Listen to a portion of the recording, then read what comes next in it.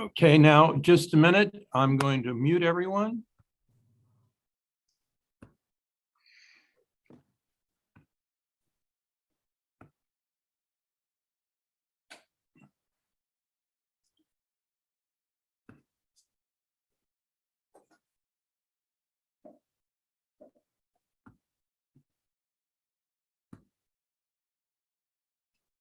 I believe, Janet, you can unmute yourself now.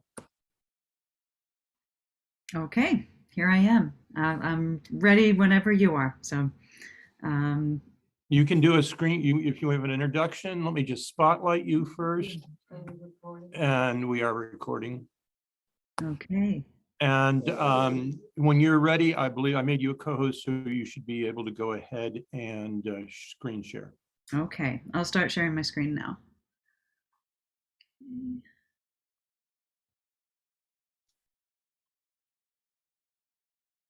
Okay. Hello, everyone, and thank you so much for inviting me to speak to your group today. This is a little unusual for me because this is the first time I've spoken to a group, presented to a group on the West Coast. So I'm coming to you from the very hot and steamy mid-Atlantic right now. It's apparently feels like 96 degrees outside, which is a little unusual for May, and it worries me a little bit about what might be in store for us in August. But nonetheless, here I am in my nice, cool office. I've made fine art photography my full-time vocation for over a decade now. As I said, this is my home office. I work from here, just outside of Annapolis, Maryland, and I also have a studio in the Broma Seltzer Tower in downtown Baltimore. And it's a wonderful historic clock tower building that has been converted to artist studios for about 14, 15 years now, I think. And if you're ever in the Baltimore area, come visit the tower. It is open on Saturdays. For the last 3 weeks, we've been back open to the public again after being closed for 2 years. So kind of getting used to being public again after kind of retreating into my little cocoon here. So my formal training is actually as a graphic designer, a publications designer. I did that work for many years. My career path also took me a little bit into interior design. I studied that and architecture for a while, and I worked in that field for a bit. And I also had a little stint part-time over the course of 30 years. I did radio broadcasting, hosting radio programs on some local radio stations. So, I've done a bunch of things, but the whole time, photography has really been the thing that makes me lose track of time, the thing that I love to do ever since I was in college. And a friend gave me an old Pentax film camera, and I walked around with that camera and a little notepad and made notes about what happened when I used different settings, and I taught myself photography. So today I am going to be showing you some of the photographs that I've made, and I'm going to talk about how I make my images. And as Wendy said in the introduction, I'm not talking about those photographic technicalities. I am talking about my mental approach to exploring with the camera. I'm talking about that frame of mind and how it applies to this contemplative, meditative practice of photography. So frame of mind, when you look up a definition, it says a particular mood that influences one's attitude or behavior. And I just thought it was so appropriate. It's a fun play on words because of the use of frames in photography, but it's also a really helpful thing to keep in mind as far as this mental and emotional approach to exploring with the camera. So as an artist and photographer, I'm particularly inspired by exploring the world to find hidden or overlooked details and subjects or scenes that are maybe commonly ignored or even dismissed as eyesores. In particular, I find a lot of inspiration in nature. This image here taken in a nearby, off of a hiking trail where there's a big reservoir and all of these water lilies, or this is the end of the fall, and they're all kind of fading away. But I loved how those reflections of the trees behind with the setting sun just glowed against these leaves that were in the shade, and they turned almost bluish, with that cool color of the shade on them. And I also spend a lot of time with man-made subjects that are abandoned or decaying as nature reclaims them. And this is one of those subjects. This is the underside of a boat in a marina near Annapolis, Maryland. And I like to poke around these boatyards a lot in the winter because people aren't around them as much, and a lot of the boats are out of the water and being worked on. And you see all of these great textures and things underneath of the boats.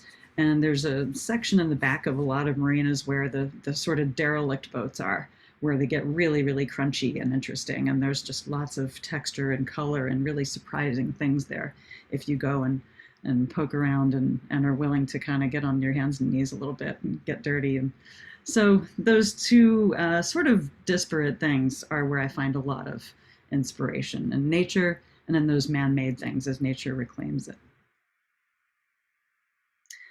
The possibilities of perception are limitless. So the possibilities for photographs are literally everywhere. We do have to open our eyes and, more importantly, our minds to see them.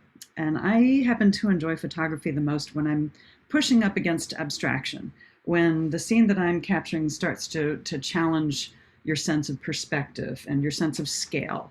A lot of times this will mean that I'm actually forgetting what the subject is that's in front of me. It means I need to be in a very open mode of seeing. I'm looking just through the camera and I'm looking at these little things and blocking out everything else. And I'm basically turning off that left part side of my brain, which is labeling things and saying that I'm looking at a tree trunk or a stalk of bamboo in this case, or a shipping container or a truck. And instead, I'm looking at the forms and the textures and the colors and the shadow and light, and letting these things appear to me in a way that's free of what the actual subject is. So I'm just looking at the compositions and the elements. And sometimes the end result is something that really challenges reality. And in this case, I see like an eye of a creature in the stalk of bamboo. Or in the case of this, it's a birch tree, and I've always felt like it looks like some sort of map with these mountains kind of coming down from the corner. And so there's some mystery that develops as you look more closely and kind of forget what the subject actually is. To see, we must forget the name of the thing we are looking at. So of course, as one of the most famous Impressionist painters, Monet was a master of capturing light and spontaneity and color. His paintings were not about the subjects of flowers or gardens or sunsets. They were about his visual impressions of those subjects. The color and the light and the forms were what sparked his imagination, and his own unique perception enabled him to create a unique form of art. It's a type of invention that came from his sense of observation. I love that, we're kind of inventing these things when we look at them without labeling, the original subject. You're kind of creating something new. For instance, when I'm exploring with the camera, I am kind of keeping my eye out for things that just, appear out of a really unexpected place. A lot of times these things, they appear to me almost like a spark, an interruption to a pattern or a play of light or shadow, some unexpected reflection or color interrupting something. Even something like a real gesture or an implied gesture, like in this. This is it's a dented and cracked corner on an old farm truck, an old rusted farm truck. And I loved how that cracked surface to me almost looks like some sort of winged creature. There is a sense of movement in this inanimate object that that appeared to my eye. So that's, that definite gesture, I think, can be apparent, when you frame something in a way that emphasize it, kind of put this in the bottom of the frame a little bit. It's almost like it's coming down out of the sky and with that blue. So, the color and light and even gesture can be really helpful. And again, looking for a spark in something. This was on the side of an old rusted Ford or something out in the desert, and I'm looking at the peeling paint, and then there's this little line of rust across, where there's a little ridge in the surface of the car door, and I was looking at that little line of rust, and it looks like a horizon of land amidst a seascape with a sky. And that little rust bit just kind of felt to me like the spark that made this into a landscape instead of just a rusty side of a car door. The material of the artist lies not within himself, nor in the fabrications of his imagination, but in the world around him. The artist's world is limitless. It can be found anywhere far from where he lives or a few feet away. It is always on his doorstep. Paul Strand. And yes, I definitely believe this. I have traveled many, many places, but I've also made photographs in my backyard, in the woods behind my house, all sorts of places, even in the house. It's just about, keeping your eye out. Photographers don't need to create things out of whole cloth. We don't start with a lump of clay or a blank canvas the way a sculptor or a painter does. We just need to be seeing. And when I say just, it's kind of with tongue in cheek, because it's not necessarily as simple as it sounds. It does take effort and attention. So, many years ago, I discovered that there were really, truly fascinating sparks, these things to be found in these unexpected places. And to this day, now, few things make me stop in my tracks faster than some broken down old abandoned structure, or an old train car, or a field of rusty vehicles on the side of the road. I love the idea of finding beauty in these eyesores.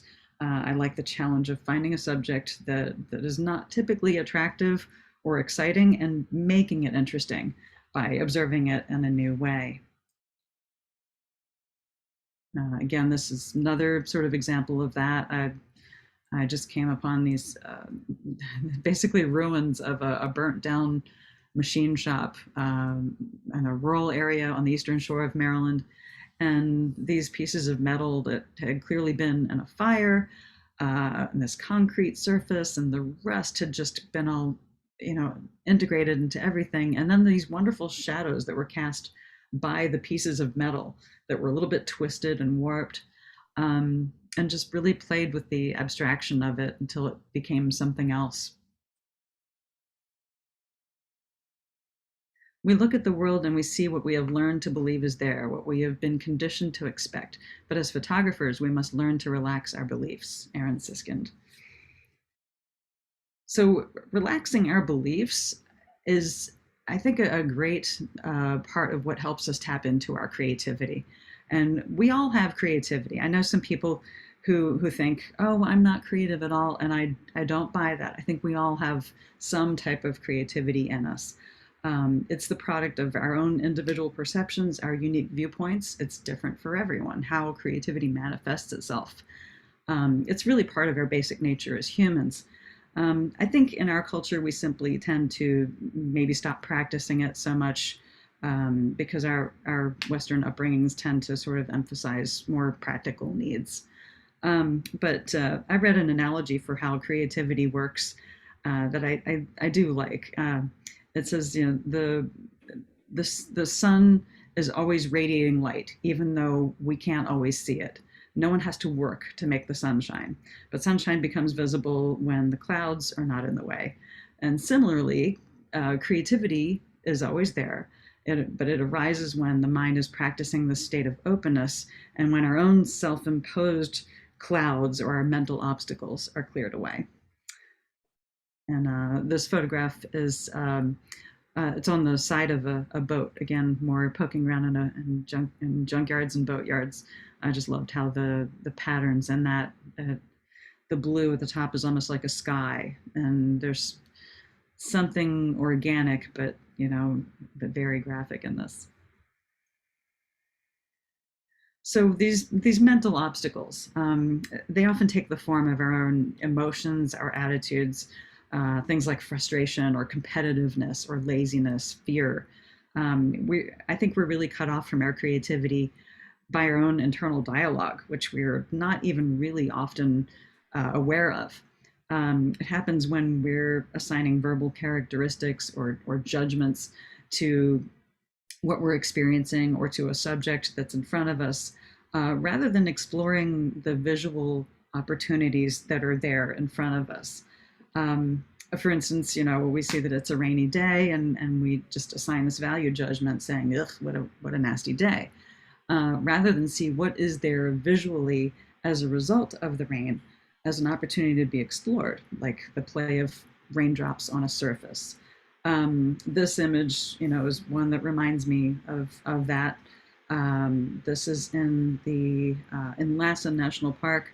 I was there, I guess it was close to the beginning of August, and I had planned on taking this one hike. I'd really been looking forward to it, and I got there, and there was still 4 feet of snow on the trail, so that was out of the picture. So I just had to, instead of being disappointed and staying with that disappointed feeling, I had to turn my attention to what was actually there in front of me. And because of all that snow, there were interesting scenes to be found, like these trees that were submerged under all of that melting snow in a lake. Similarly, this photograph I made in the North Cascades, and I was on a hike, and the lake was just this amazing blue mirror. It was gorgeous, and I was trying to get up kind of above the tree line a bit where I could get some photographs with the mountains in the background and this beautiful clear mirror lake. And I got to a certain point where I was starting to clear the trees, and behind me on the trail a ways down, I realized there were people down there, and they started throwing things into the lake. And I was like, oh no, there goes my shot. But I stood there and watched for a moment, and then these ripples started coming through. And I thought, well, maybe let's work with what's here. And I actually, in retrospect, now I look at this and think, this is the more interesting picture, perhaps, than what I had expected and envisioned in my mind. So again, just another thing of getting out of our own way, and instead of being stuck in the disappointment, like, okay, well, what's really here? What can I really work with? One of the most encouraging new discoveries about the human brain is that it can physically change itself by changing its accustomed ways of thinking, by deliberately exposing itself to new ideas and routines, and by learning new skills. Earlier, I mentioned turning off the left brain and engaging the right brain. Betty Edwards is known for her classic book, Drawing on the Right Side of the Brain, and I'm sure many of you are familiar with it. If you're not, and you like to train yourself into seeing in a more open way, this book, it's actually a course. It's a good resource. And at the end of this presentation, there's a slide with some books and resources that I do recommend. So I'll put that up later on. But Drawing on the Right Side of the Brain is focused on teaching people how to draw. But I think the lessons are also valuable for anyone who just wishes to observe the world in a richer way. And in it, there's this exercise where students are required to copy a drawing while viewing it right side up, and then while it's upside down. And it turns out that people do a much more faithful rendering of the image when they're copying the upside down version. And the reason is that our left brain, which is always by nature evaluating and naming things and labeling and quantifying, that shuts off, and our right brain takes over. And our right brain is the more creative side. Instead of that left brain, saying things like, oh, it's so hard to draw hands, or, oh, his nose doesn't look right, the right brain is simply looking at the relationships between the lines and forms, and not labeling parts as noses or hands.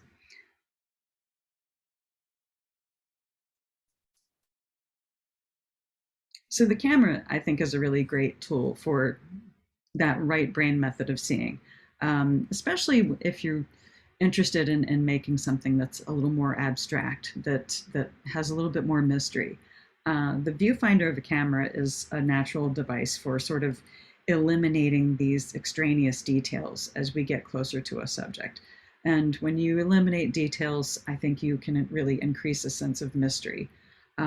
It makes it easier for us to shut off that judgmental verbal left brain and instead explore a subject in a way that we might otherwise not see.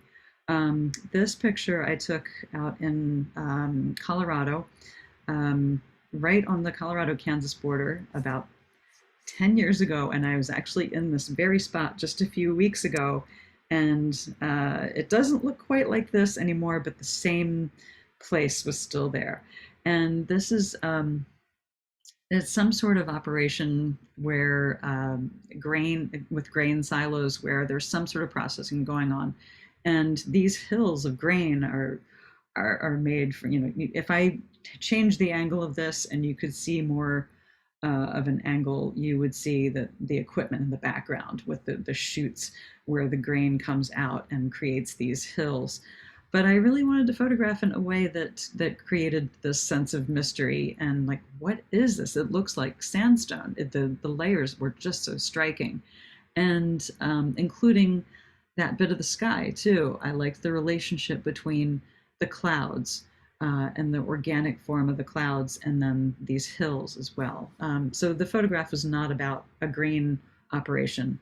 It's about the relationship between those shapes and forms and the color, the way that those oranges and the blue vibrate against one another. Contemplative photography, a method of seeing and photographing the world in new ways, integrating an element of mindfulness and meditation into the photographic practice. So in this practice of contemplative photography, we're using the camera's ability to capture great detail faithfully, but not to document a subject necessarily, but more to reflect our individual state of mind, our own unique observations, and our own point of view. Contemplative photography is grounded in the Buddhist techniques of meditation and clear seeing, of being present in the moment.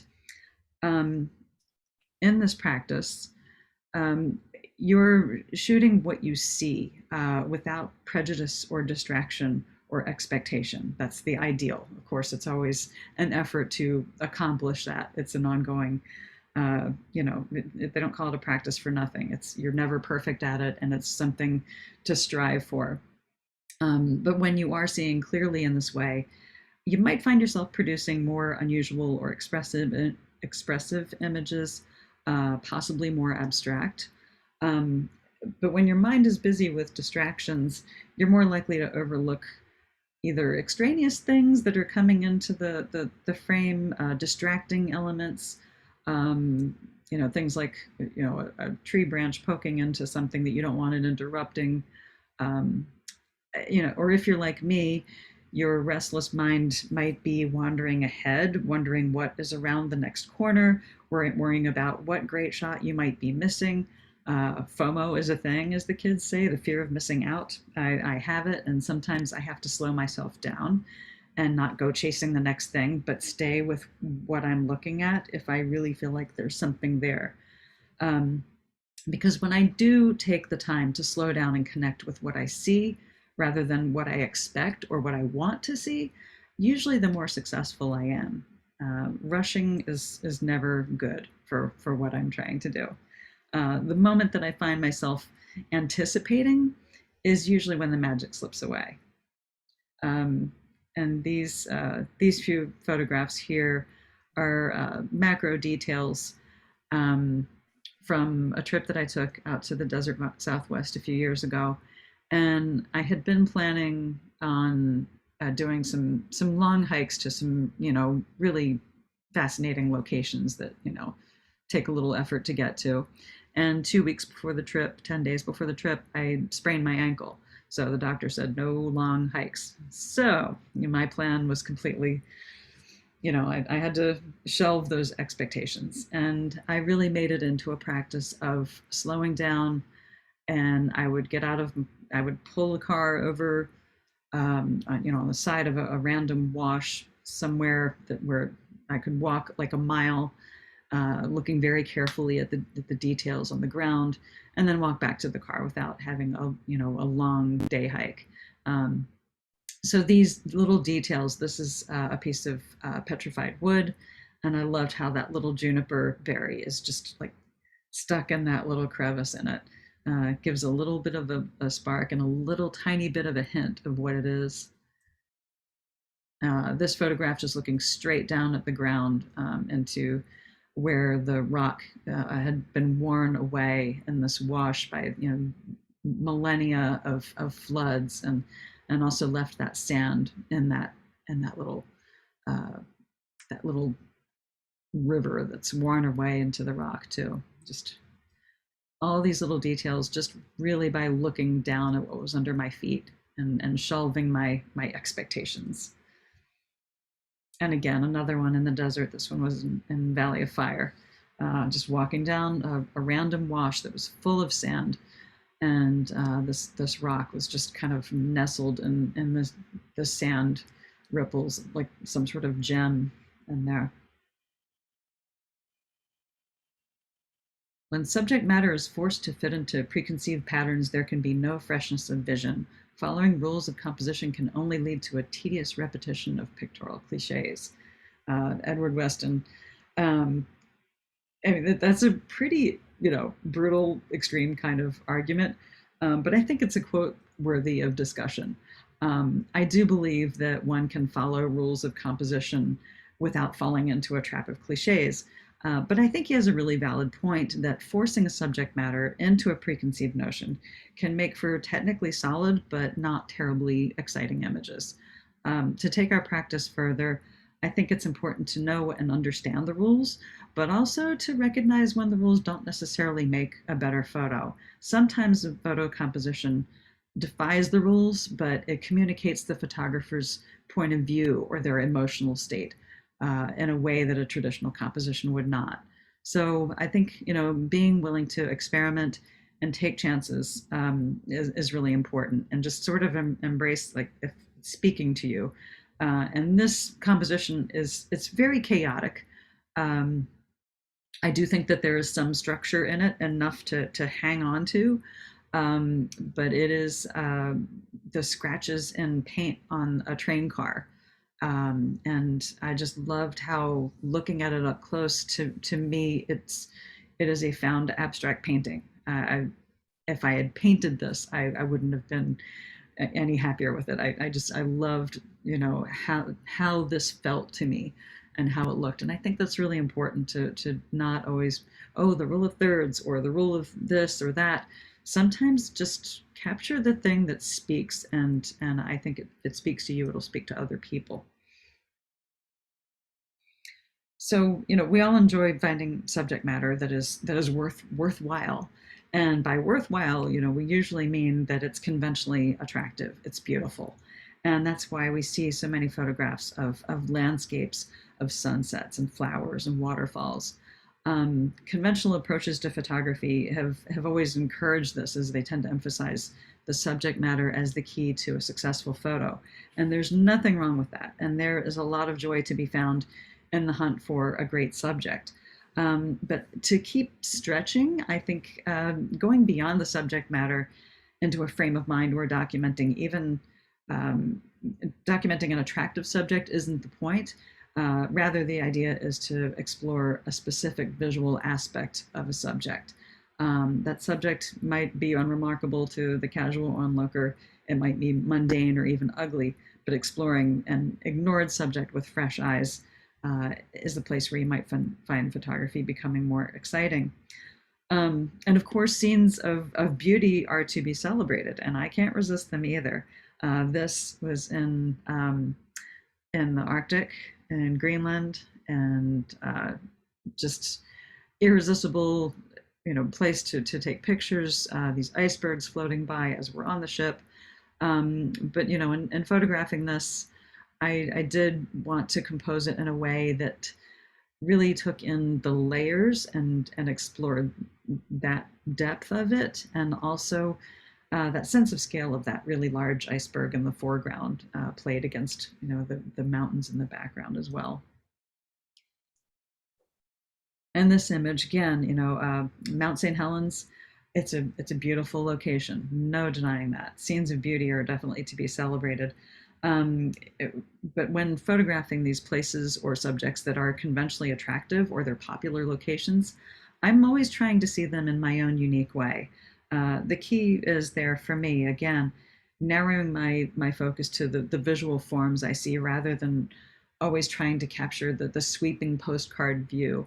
Although sometimes the postcard view is irresistible and that's certainly worth photographing as well. But in this case, I was really trying to emphasize the relationship of those layers of mountains there and how they all fit together and recede into the background with that backdrop. And again, concentrating on a small piece of a beautiful place that's been photographed a million times in the Hoh rainforest.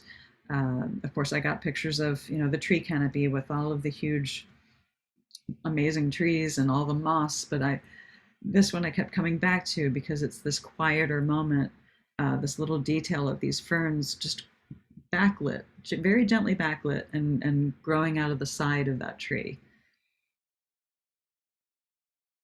And again, another beautiful place, Pictured Rocks National Lakeshore in Michigan, out on a boat at sunset, and the setting sun was shining that light on where you see that arch there. There's an arch in the rock, and the light was making that rock behind there glow, and then all of the rock in the foreground is in shadow, and you have that contrast of the cool and the warm colors. And again, I've left out the sky, I've left out the trees that are on the top of the cliff just to give a little bit more mystery and to make the photograph more about the relationship between these areas of light and color and add a little bit of mystery and abstraction. To take photographs is to hold one's breath when all faculties converge in the face of fleeting reality. It's putting one's head, one's eye, and one's heart on the same axis. I really like that one's head, one's eye, and one's heart on the same axis. There's a term referenced in contemplative photography called a flash of perception. And a flash of perception is a moment of pure seeing that is free from distraction, and it happens naturally and unbidden. And it's the moment when something calls to you to be photographed. There's a little magic happening. I'm sure that we've all had these chance moments like this when we're making art, when we're observing the world, or we're taking photographs, and they are definitely joyful and they're addictive. The magical thing is that with practice, we can learn to tap into those moments more frequently and then stay with that moment while we're creating. It is about being present. This photograph and the next couple are sort of an example of that for me. Basically, I got myself into enough of a mode of being present that really a little whole body of work came out of it. I went to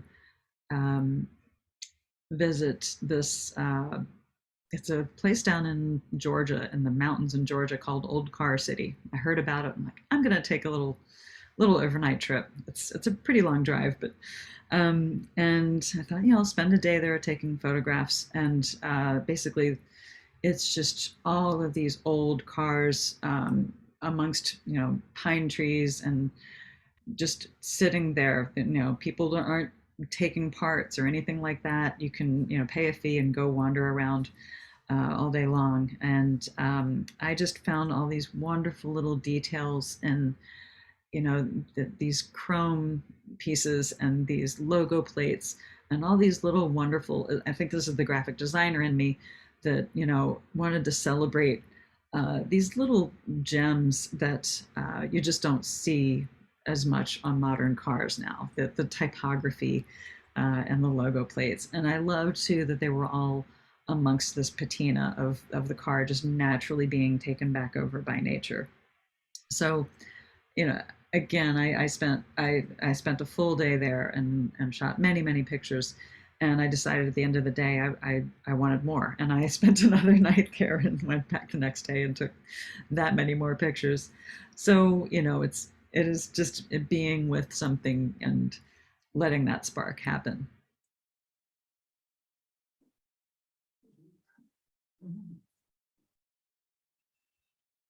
So blessed is he who expects nothing, for he shall never be disappointed. Again, a little bit tongue in cheek, maybe, but you know, my point being with this is that when we're thinking about creating, when we're thinking about taking photographs, this can bring up a lot of expectations: what you do or what you don't want to see, where you'll find something, hoping for good results. All of these anticipatory thoughts can really cause apprehension and prevent you from seeing clearly and being in the moment. And I experience this every time I take a photo trip, because I'll put a lot of pressure on myself. I'm going all the way to this wonderful location, and in the case of this photograph, Valley of Fire in Nevada. And then I'm worried that I'm going to come home without any worthwhile images. And it's an irrational fear, but it always pops up. So in this contemplative, meditative sort of practice, simply acknowledge these feelings and then gently let them go. It's like meditation. The idea again is keeping the mind open and receptive to what it arises, and be willing to make mistakes or embrace imperfections. They're all part of the process. I've also learned not to photograph for an audience or for the approval of someone else. That always leads to assumptions and projections, and usually to images that fall flat because they're not actually true to my vision and my perception. I think it's really important to be willing to go your own way. And this photograph is an eternal reminder of that to me. I took this in Iceland. I was there with a photo group. One of the first times I think this is the first time that I traveled with other photographers for a workshop. And we visited the black sand beach near Jökulsárlón. I can never pronounce it. The glacial lagoon where all the ice comes off of the glaciers and then floats and then goes out to the sea. So on this black sand beach, pieces of that glacial ice come washing back up with the waves. So we were there at the end of the day photographing these pieces of ice washing up onto the beach, mostly using tripods, and the light was getting low. And I did that for a little while, but I was just not feeling it. It just wasn't connecting with me for some reason. But then I turned around and I saw the setting sun, and I was like, oh wow, okay, it looks like a pretty sunset. And I saw a hunk of ice, and I just got this idea. And this is something I rarely do. I rarely ever move anything for a photograph, but I picked up this hunk of ice and I carried it up the beach to where I could sit it down in the sand. And I laid down in the sand on my stomach. And actually, one of my friends took a picture of me taking this picture. There I am. And there's the ice, and me shooting the sunset through the ice. And the workshop leader walked by and he saw me doing this and he just gave me a thumbs up. Everybody else was turned in the other direction. And there I am, laying on the ground, taking a picture through the ice. So I think it's just a really important thing to, look the other way. When everybody's looking one way, try looking the other way and see what happens. When you pay attention to boredom, it gets unbelievably interesting. Boredom for me is usually a symptom that I just haven't opened my eyes enough. If I'm feeling bored or I'm feeling restless, chances are that I'm actually being lazy. I'll be driving around looking for a spot to stop and photograph, but if I don't see anything that grabs me from a distance, I tend to be tempted to move along. But if I stop and slow down, and look more closely, get out of the car, I will usually find things that bear closer inspection and exploration. And this picture was taken in the woods behind our house, which I've walked 1,000 times. And I kind of felt like, oh, I've taken pictures out here. But one day I just decided I was going to take the macro lens and I was going to find something that I hadn't photographed before. And I'm not much of a insect photographer, but I did get, the pleasant surprise of this image out of that day because I challenged my own boredom. And again, another one made in the woods near my house. This is a close up of moss. There I go laying on the ground again. I had to get way down on the ground with the macro lens and just get that moss very close up. And I've walked by that moss 1,000 times, but challenging my own boredom, making a photograph of something that I just take for granted. Make a decision to relinquish the need to control, the need to be approved, and the need to judge. These are the three things that ego is doing all the time. Again, those are the things that our left brain is doing. We're coming back again to the idea of shutting up that left brain with all its judging. Attempting to photograph these sort of ephemeral moving subjects for me is a really good practice in relinquishing control, because I do tend to be a little bit of a control freak. And a couple of unpredictable subjects that I really enjoy photographing are reflections in moving water and koi fish, as in this picture. And even just looking through the viewfinder, the scene changes constantly, and it can be really mesmerizing. So, capturing a moment is really an experiment, allowing for this element of chance, because everything's moving so quickly. You don't really necessarily know what you got until you look at the photograph later. So I will often shoot dozens of frames of a single bit of water. And sometimes one has, again, that spark, that little special something that sets it apart. So it's a chance to be not only in the moment with a meditative way, watching this moving water or this moving subject, and appreciate how fleeting the scene is, but then enjoy the surprises that result from it. And again, moving water, me in the boat yards again, with just the reflections that the boats create in the water. They're wonderful when you see them happening in the moment as they're moving, and then frozen in a second in time. I think they can be really remarkable as well. I did a lot of this during a lot of the COVID shutdown time too, when marinas are a great place to socially distance. So walking around taking pictures of reflections in the water. People tend to play in their comfort zone, so the best things are achieved in a state of surprise. Actually, Brian Eno, one of my musical heroes, who has some wonderful things to say about creativity too. So it's called a comfort zone for a reason, and it can be really hard to leave. So, doing whatever you can to nudge yourself out from your comfort zone, I think is really helpful to opening yourself up to new creative possibilities. Working with other people when you normally don't collaborate, when you're more of a lone wolf, or vice versa. Trying subject matter that typically makes you uncomfortable. This photograph, obviously you can tell from what I've been showing you today, I'm not a huge people photographer. I took my first photo workshop that I took was in New York City with the wonderful photographer Jay Maisel, and he looked at my portfolio the first day. He said, "Oh, this is wonderful, and I don't want to see any more of this from you. This week, I want to see you shoot people." I was like, "Oh no," but I did it. He nudged me out of my comfort zone. And by the end of the week, I felt more comfortable, not entirely comfortable, but more comfortable, and my photographs got better because I kept challenging myself.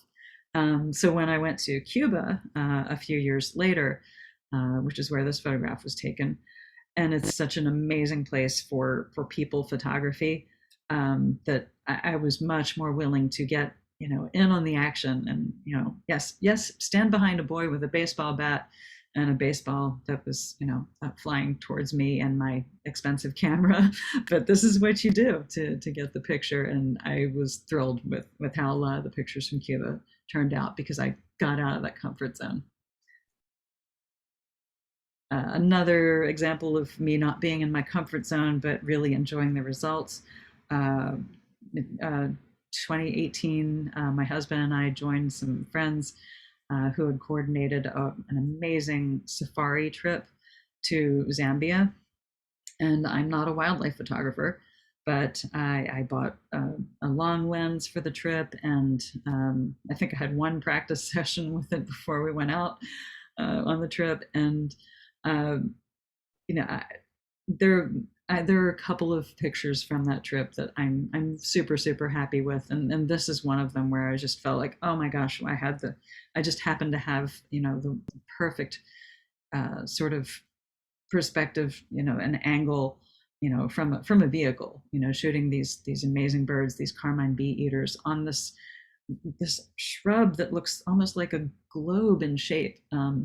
So, again, getting out of my comfort zone and photographing something that's not typical for me really kind of has helped me open my eyes more to more possibilities. And speaking of the safari experience, I think it's really important to, if you're a photographer and tend to get a little obsessed, as we often do, I think it's important to put the camera down sometimes and enjoy the scene that's unfolding in front of you. Take a break, sit for a while, take in your surroundings without feeling that pressure to capture everything. Have a beverage or a snack and recharge. I think this can give your body and your mind and your eye a chance to sort of catch up, particularly if you're feeling rushed or you're feeling overwhelmed. If you want to be creative, stay in part a child with the creativity and invention that characterizes children before they are deformed by adult society. uh, yeah, so like the deformed terminology, yeah. So play is really important, and that I imagine most of us find our creative efforts and photography, really fun. So keep playing with new approaches to keep it fun. Try something new that sounds like it might be enjoyable to you. Just see if it may or may not be once you try it, but you never know unless you do try it. So, and it might can help you see in a new way, even if it's something you never want to do again, it might teach you something. So I think this can mean, photographing subjects you normally would not photograph, but also you can see I normally take photographs in color, but I have played with a number of my images in black and white. I like to do that when I feel like I really want to just emphasize the forms and the texture. So I have a whole, series of black and white nature images. I also tend to, as you can tell, focus very much on a small point of view on the macro. And I think sometimes for me, pulling out a wide lens and getting a wider shot is not my immediate instinct, but it's smart for me to do that sometimes and challenge my perception. And this, I'm normally looking at just that little bit of the underside of the boat, and here I decided to include the supports, and it's a completely different picture, but it still somehow feels like me. It's just another part of me. I think using your smartphone. I think that any of us who have one of these wonderful devices that we carry around all the time that have cameras on them. I could make a lot of the photographs in this presentation with an iPhone camera if I needed to. And I think it's really important to just use the camera you have at hand. I took this picture with my cell phone while I was out on a run one day. Actually went back later and got my real camera out of the car and explored it further. But I think it's sometimes using the cell phone means you can take it a little less seriously and just play a little bit more.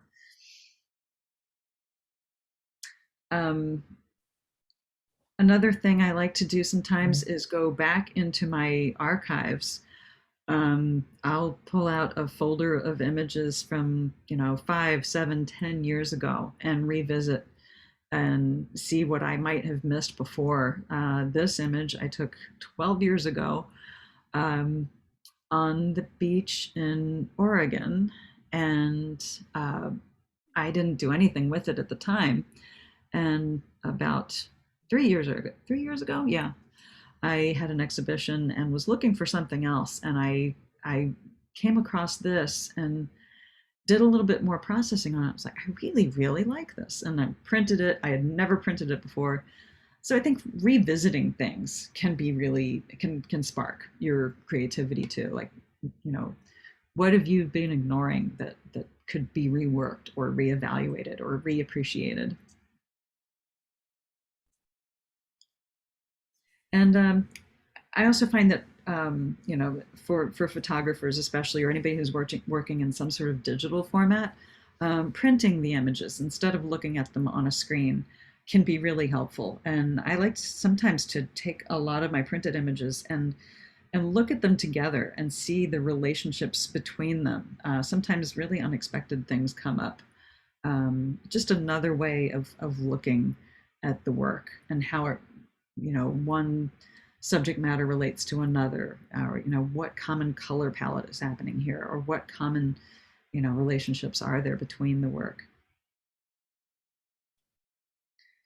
And sometimes, you know, going back in memory, I think can really, you know, be very productive too. Revisiting old sites where you've been many times before, or old ideas.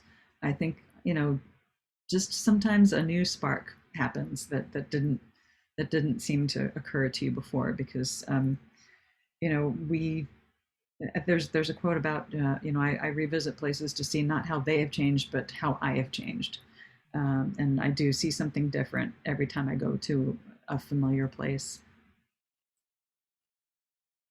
So don't be afraid to tap into all kinds of ideas and inspirations to look for your next creative opportunity for new images. Other hobbies or interests that you have, places that you visit, books that you read, or movies or music. I feel like all of these things can really spark ideas in us. And again, I'll go back to Jay Maisel, who I spoke about earlier. He says, if you want to take more interesting photographs, be an interesting person. And so I think it's, you know, it's a matter of being curious and taking risks, and continue to learn and to grow. Because when you are through changing, you are through. Always be learning. So, as I promised, some resources up here if anybody wants to take a screenshot or make a note of that, or you're always free to reach out to me as well. I'd love to get emails, messages from anybody who's got questions or wants to chat about any of this stuff. And of course, if you have questions right now, I can't see on my screen because I've got it taken up with my Lightroom slideshow here, but I don't know if there are comments in the chat or if people have questions we want to take now, but what we could do, Janet, is stop the screen share and I'll put it on gallery view, and okay. We'll see if we have questions. Great. And I will ask you all to unmute. So if you can, if you want to answer a question, ask a question, you can do that of Janet right now. So just unmute yourself and ask your question.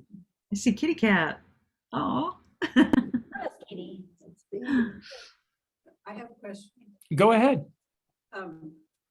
Janet, how much processing, editing, filtering, altering, how much do you typically do, especially on those close-up abstract photos?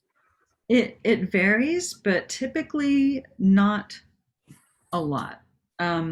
Typically what I do is correct any exposure. First off, I want to make sure that the highlights and the shadows are where I want them. I will add a little bit of contrast sometimes a little bit of vibrance or saturation, but I don't want it to look crazy. I do want it to represent what I saw. So I'm not trying to change anything really. I'm just trying to, you know, I will sometimes do a little dodging and burning, like in a traditional darkroom, where I can bring out some detail in an area of shadow or some sort of tone down some places in order for one part of the image to sort of, you know, take the spotlight. But and other than that, like I might clone out like a dust spots, of course, or maybe if you know some little errant branch or something comes in on the side, I might do that. But in general, other than that, I try to really keep it minimal unless it's a commissioned piece for somebody who's like, I really want this, but I want it in red, you know. So I'll do that, but it won't go in a gallery. And we had in chat, someone ask for your email address. I will type that in.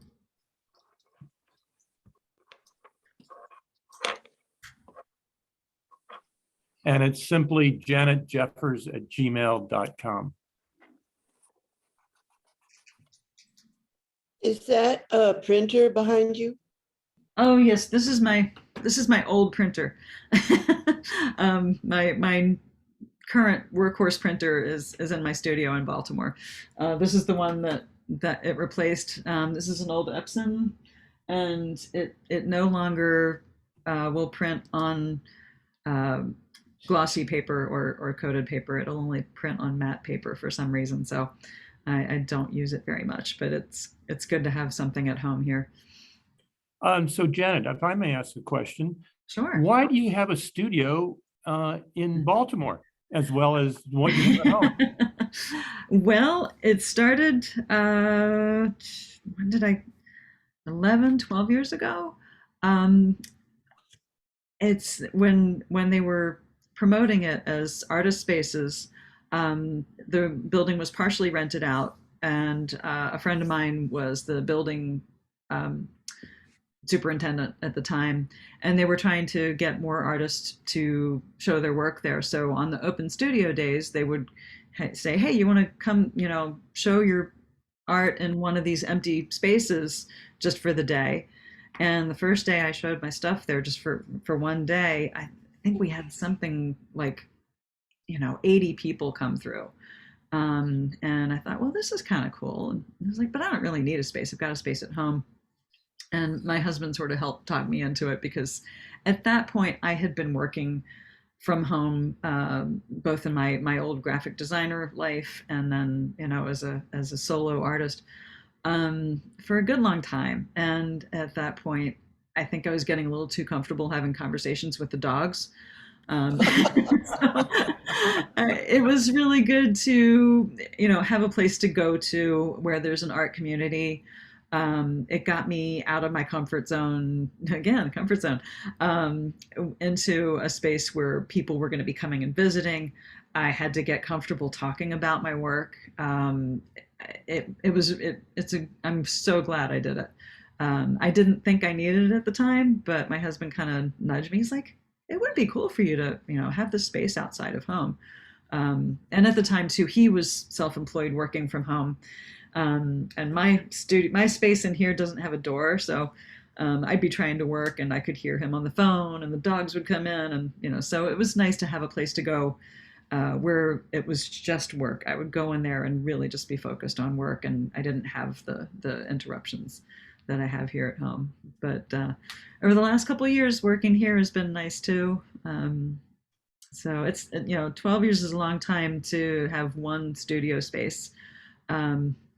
So I'm not sure what the future holds for me there, but it's really been a great thing to have the space that is open to the public on you know, on these Saturdays, and has given me a lot of opportunities I wouldn't have had otherwise, to connect with people who have bought my art, and people, interior designers and architects who you know, have licensed work from me to put in their spaces, or have hired me to do a commission piece, you know, a big wall mural or something like that. So it was definitely worth it, worth little risk and the stepping out I had to do.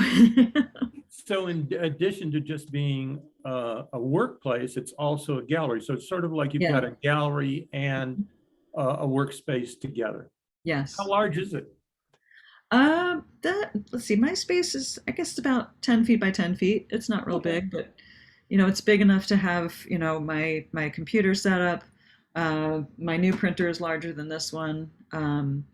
I've got some print racks that, to show things to people. I've got some space on the walls to hang things, note cards, space to sort of spread out, a portfolio book and show it for a studio visit. So yeah, it's a good amount of space for, I'm not a painter, so I don't have, kind of a big, I don't need like a big easel space or anything, but there are lots of artists in that building who do have that, and the spaces seem to work really well for them. Okay, do we have questions from anyone else? Oh, I think I have a question. Can you tell me the size of your prints? And then I kind of want to know a little more about the printer. Is it inkjet? Or is it a different type? She wanted to know both the size of your prints that you normally make and whether or not you're using an inkjet printer. Yeah, yes, I am using an inkjet printer. The one I'm currently using is the Epson P800. So it'll do anything up to 17 inches wide. And I do like doing my own printing. But anything that's beyond that size, or if it's on a different substrate, I do have a number of different labs that I work with. I do a lot of prints for people to see in the studio that are like 8 by 12. It's sort of a manageable little size that, people can purchase a print that size and not have to worry about a huge place to hang it. They're more affordable. But usually my preference is to print a little larger. I feel like a lot of my work is more effective in a little bit larger format, because I feel like it sort of emphasizes the abstraction. A lot of times I'm blowing something up bigger than life, and I think that can really sort of enhance the abstraction. So, I do like printing in the like 16 by 24 size, as far as being able to print myself. But I have had labs do prints that are up to 15 feet tall that are, installed in some places in the area. I did a window mural for an exhibition that's 23 feet long, something like that, by like 10 feet tall. So yeah, so it's, all sorts of things are possible. And I actually, I find it really exciting to see something that, for instance, there's one, it's a macro of a leaf in the fall, and the actual surface that I photographed is probably about this big, but it is 15 feet tall, on a wall in a leasing center of a really nice new apartment complex in Columbia, Maryland, that they licensed from me during the pandemic. So I didn't get to see it installed until like a year after they actually installed it. So I find that really exciting. I love how art can really define a space. And I seeing that, with one of my pieces that's really, it's huge. That You brought up the subject of leasing. Can you talk just briefly, what's the difference between selling a print and leasing a print? Oh, licensing. Yeah. Excuse me. Yeah. Well, selling a print is basically I produce a print and somebody buys it, I do, however, sometimes some companies or like to license an image so that they do the printing themselves and the installation, which is fine by me, especially if they're doing it really large, because they're taking on all the, the responsibility for producing and installing something that's really unwieldy to handle. The one in Columbia, they licensed the image from me. They paid me a certain amount that I calculated based on, there's an online calculator, based on how many people will see it, and then I've licensed images for websites, for book covers, for wall coverings, for different uses. And there's a calculator where you can plug in, these variables, and it'll give you a quote. And sometimes it's laughable. Sometimes like, yes, you can charge somebody $5,000 for this image. And I'm like, I don't think so. I don't think these people have $5,000 for, but it gives you a ballpark. It gives you at least something to start with. So that's licensing, is where I'm granting them a license to use this image that is mine for this particular purpose and no others. And I issue a contract, an agreement that's very clear on what they can and can't use the image for. And Okay, but if they buy a print, they can put up the print, and that's. Can you just type into chat the calculator? Because what you're talking about also applies to fine artists who are doing paintings and so knowing how about licensing, because that's something that we haven't really had much experience with. Yeah, I don't have that right on me, but I. Okay, well, if you send me an email later on, I'll share it. Yeah, I'm going to make myself a note, and I'll send it. Yeah, I think there are a couple of tools, and there's an online. And Franca, you're unmuted now. You can ask your question, dear. Yeah, I just wanted to thank Janet for inspirational and motivational presentation. It was really great. I enjoyed it. Thank you. My question is whether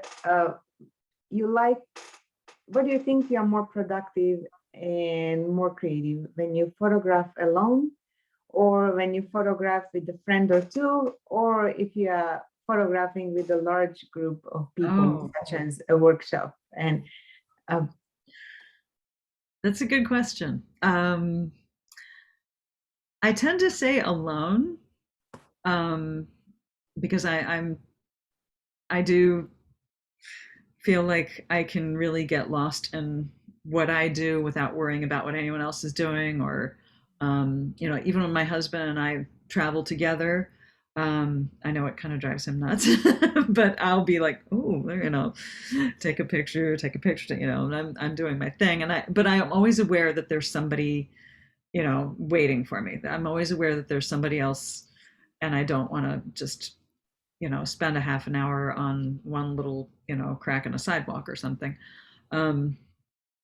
So, I tend to think by myself is when but I'm going to qualify that by saying that I have gotten way more out of my group experiences in photographing than I thought I would.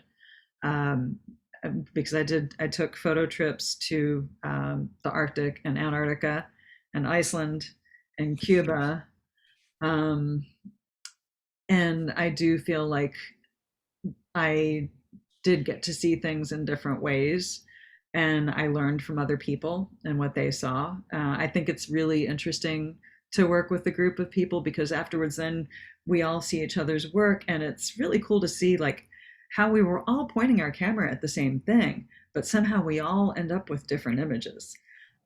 So that's my qualified answer of, I try not to assume that working alone is always the best thing. I think there's always something to learn from other people, and I'm so glad that I have done that, because it definitely opened me up and enabled me to gather more information and more ways of working and more ways of seeing things.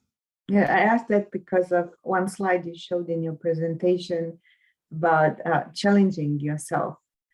And I can work best when I'm alone. I can focus with my, whatever I photograph, I can get in tune. When I'm photographing someone else, you have to, as you said, either I take too much time and I'm thinking, oh, maybe I should wrap it up, so we move on, or I have to wait for that person that's with me to photograph what they're inspired. Right. And then I just realized it is also an opportunity to challenge yourself. So maybe while I'm waiting, I could get outside what I would usually do, and outside that mindset, and try to find something different. Right. Right. It reminds me a little bit of how a long time ago when my stepsons were little kids. They're in their 30s now.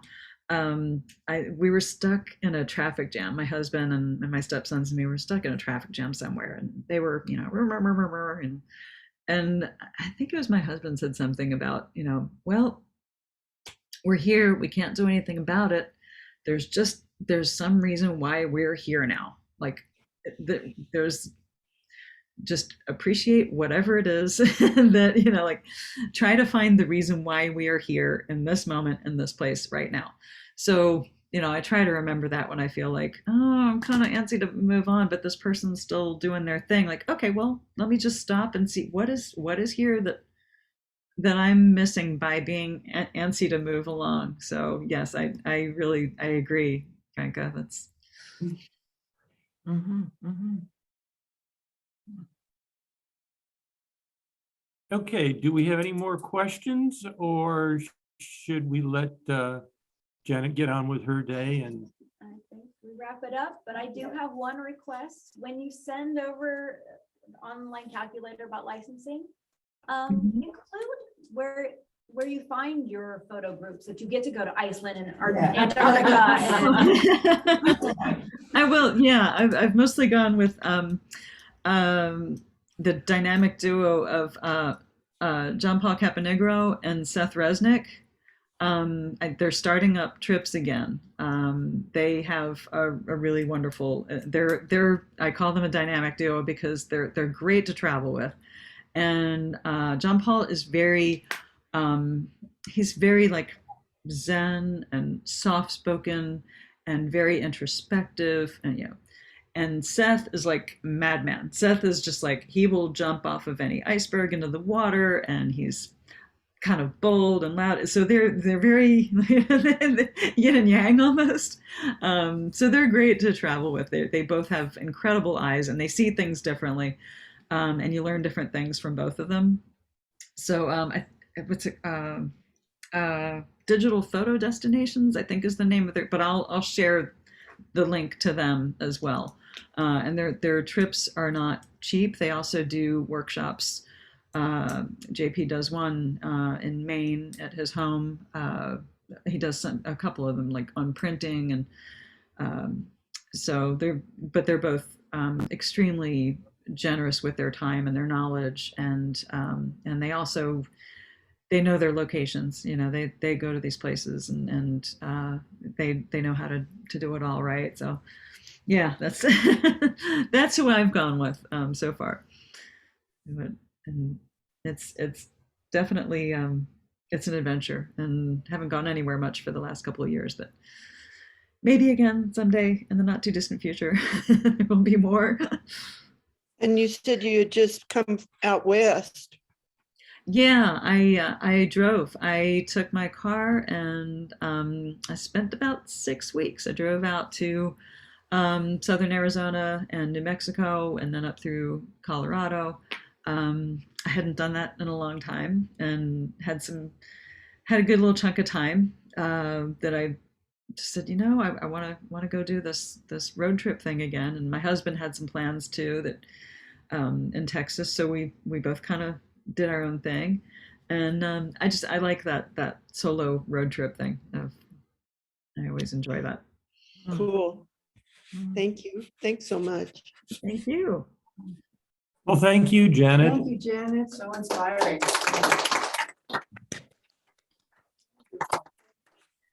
Thank you. Thanks for having me. Yes. thank you That very was much. awesome. Yes, and we'll have this recorded for anybody